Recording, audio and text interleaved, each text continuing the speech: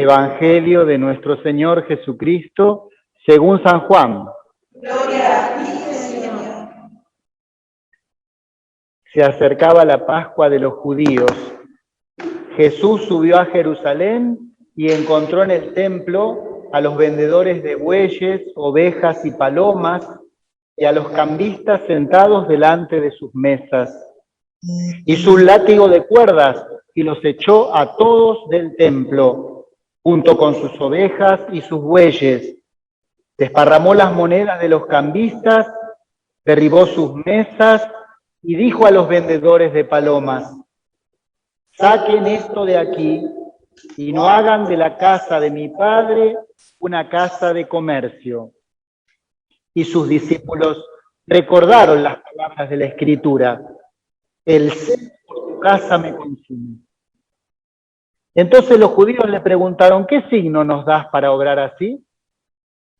Jesús les respondió: destruyan este templo y en 3 días lo volveré a levantar.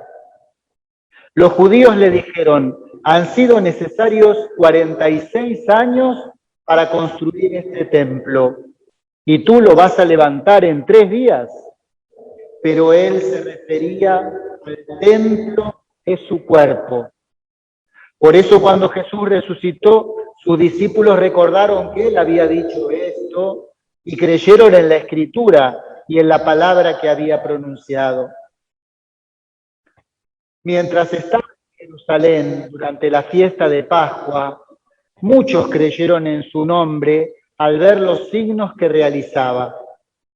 Pero Jesús no se fiaba de ellos, porque los conocía a todos y no necesitaba que lo informaran acerca de nadie. Él sabía lo que hay en el interior del hombre. Palabra del Señor. Gloria a ti, Señor Jesús.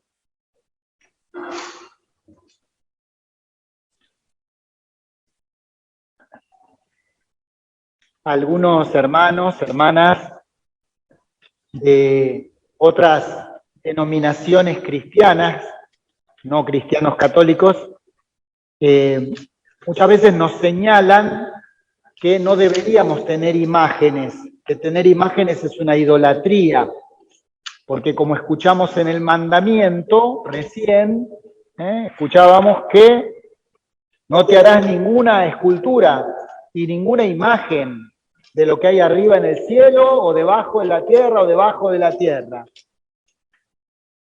Nosotros creemos que los cristianos y cristianas ya de los primeros siglos descubrieron que ese mandamiento era provisorio, porque San Pablo mismo dice: Jesús es la imagen, el ícono, dice Dios, es la imagen de Dios Padre. Y desde que Dios Padre, Dios, toma una imagen humana, sintieron que ellos también podían representar las cosas de Dios.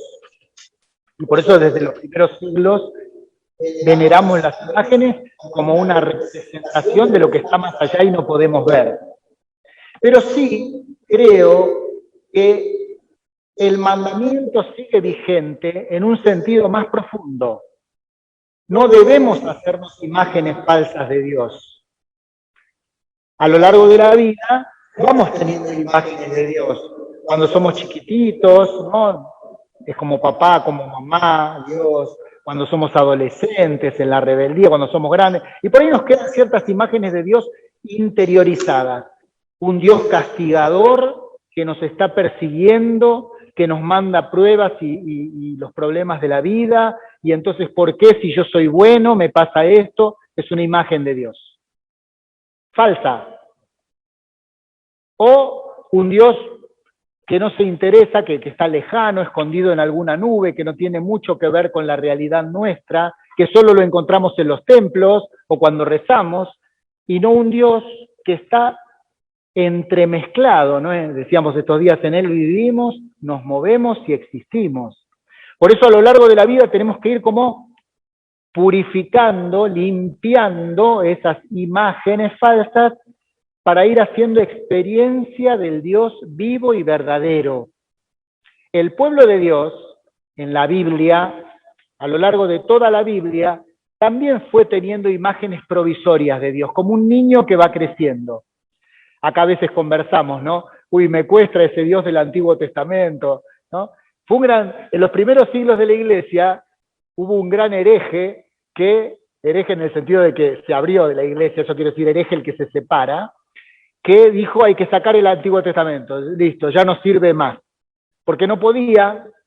¿Cómo hacemos con ese Dios y con el Dios de Jesús? Y justamente a lo largo de la historia, Dios, el mismo, el Dios de Jesús, fue adaptándose a ese niño que era Israel, a esos pueblos salvajes, guerreros, sangrientos. Poco a poco les fue mostrando el amor. Y tenía que mostrarse como el Dios de los ejércitos, el Dios. Pero fíjense acá, dice, castiga la culpa en la primera hasta la tercera generación, pero tiene misericordia por 1000 generaciones. Así que el que sigue a Dios siempre le está ganando, ¿no? Siempre son 1000 más. Dios de a poquito le iba diciendo según entendían cómo era Él. Pero al mismo tiempo, como en un rompecabezas, ese proceso que hace con Israel es también un proceso como el que va haciendo con nosotros, y para conocer de verdad a Jesucristo no nos alcanza el Evangelio, el Nuevo Testamento, necesitamos de toda la Biblia. Ahí se arma el rompecabezas para descubrir quién es ese Jesús, donde Dios se nos muestra del todo, patente para nosotros. Fíjense que Dios se va acercando y hoy se nos muestra en esta alianza donde le revela a ese pueblo los 10 mandamientos, ¿no? Como el centro de su deseo, de su voluntad, de su deseo para nosotros. Y los 10 mandamientos no son otra cosa que ir ayudando a ese pueblo y a nosotros a salir de ese falso yo, de ese falso ego que nos domina. Si yo me pongo en el centro, me olvido de Dios y de los demás. Pero si yo me acuerdo de amar a Dios sobre todas las cosas, de no maltratar al prójimo, de cuidarlo, de respetar sus bienes, de no mentirle, entonces yo me corro de ese lugar, no soy el centro del universo, soy un hermano, hermana, entre hermanos y hermanas, ¿sí? Y ese es lo que Dios va haciendo con nosotros, es el proceso.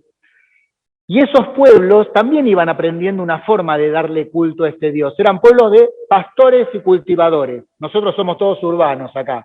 Por ahí alguno podemos tener en la maceta alguna lechuguita, pero no somos del campo. Esos pueblos del campo, ¿cómo le agradecían a Dios? Le llevaban la ovejita, le llevaban la cabrita, le llevaban el primer trigo que había crecido, se lo ofrecían en el templo a Dios como un agradecimiento, o si tenían un problema o pedir perdón, sacrificaban un animalito, ¿no? Era una manera que Dios aceptó como provisoria, pero con el tiempo se fue desvirtuando y se fue convirtiendo como en un comercio, y a veces uno podía creer, bueno, yo le tengo que dar a Dios para que Dios me ame y me quiera. Y tal es así que en el templo de Jerusalén, donde va Jesús, en este episodio del Evangelio, ya la gente, muchos pobres habían perdido en manos de la ocupación romana y de los gobernantes, habían perdido sus tierras, ya no tenían campos. ¿Qué tenían que hacer? Ir al templo y comprar los animalitos ahí. Entonces ya se desvirtuaba todo, porque ya no era el animalito que yo traía de mi campito, no, lo tenía que comprar en el templo. Ahora, ojo, cualquier plata no entraba en el templo, porque era impura eso. Entonces, había que cambiarla. Entonces había los cambistas, pero además, como venían en peregrinación de vaya a saber dónde, la cambiaban por plata, por dólares.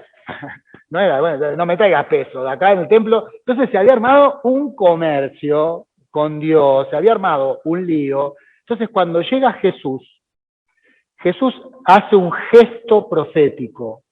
Juan lo describe como si hubiera echado a todos, ¿no? Para decirnos, probablemente tiró alguna mesita, soltó algunas palomas, como hacían los antiguos profetas. Por ejemplo, Jeremías, para anunciar que el pueblo iba a ser desterrado de Jerusalén, Dios le dijo, bueno, ponete una mochila, haz un agujero en la muralla y andate de noche. Y cuando te pregunten qué estás haciendo, dice, así será desterrado mi pueblo. Los profetas hacían gestos, no solo palabras. El gesto profético de Jesús es, corran esto, ya no sirve más. Este Dios que ustedes se imaginan no es Dios. Dios no necesita eso. A partir de ahora, el templo soy yo. El lugar donde ustedes se van a encontrar con Dios y entre ustedes soy yo. Por eso dice algo fuerte: destruyan este templo y en 3 días lo voy a edificar. ¿Pero y cómo? 46 años, no. El templo era él, su cuerpo.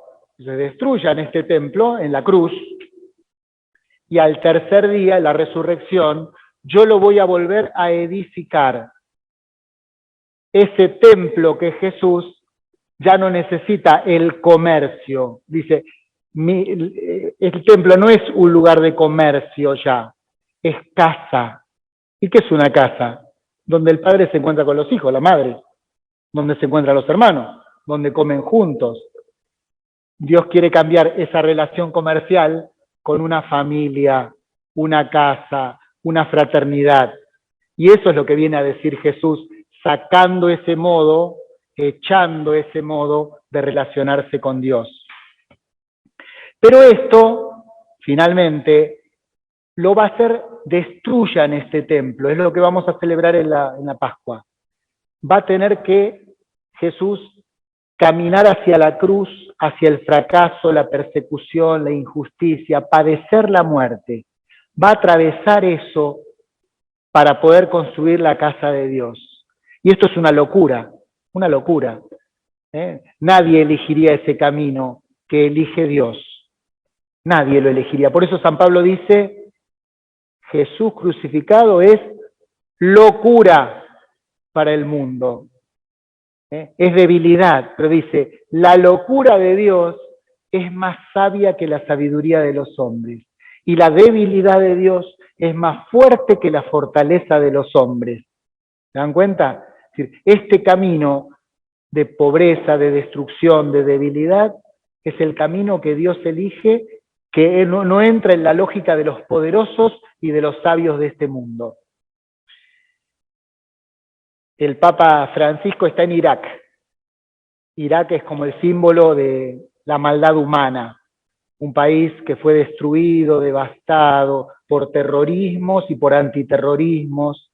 Hoy estaba rezando el Ángelus en una ciudad donde todos los cristianos se tuvieron que ir, todos, desterrados, perseguidos, que después pudieron volver a reconstruir. La Virgen que está encima de la catedral fue pisoteada, la volvieron a poner. Y ahí estaba el Papa Francisco celebrando con ellos. Lo mismo que ayer en la catedral de Bagdad. La gente feliz sintiendo ese acompañamiento, ¿no?, de un padre que está con los hijos que sufren. Y que a pesar de que no salga en los medios, que no tenga la propaganda que debería tener, este gesto profético de encuentro entre religiones, ayer con el máximo líder religioso musulmán, ¿no?, encontrándose y diciendo basta de terrorismo, tenemos que hacer la paz. Dios ama a todos, sin distinción de religión, de pueblo. Dios quiere hacer una casa, una familia. Bueno, cada Eucaristía, Él nos vuelve a preparar la mesa, nos vuelve a dar el pan de familia para que descubramos quién es Dios para nosotros. Pidamos que en esta Cuaresma, cada uno de nosotros, podamos descubrir, a ver, ¿qué imagen tengo de Dios yo? Y que Jesús pueda entrar dentro de nosotros, limpiar un poco esas falsas imágenes y hacernos descubrir la experiencia de un Dios que es amor. Que así sea.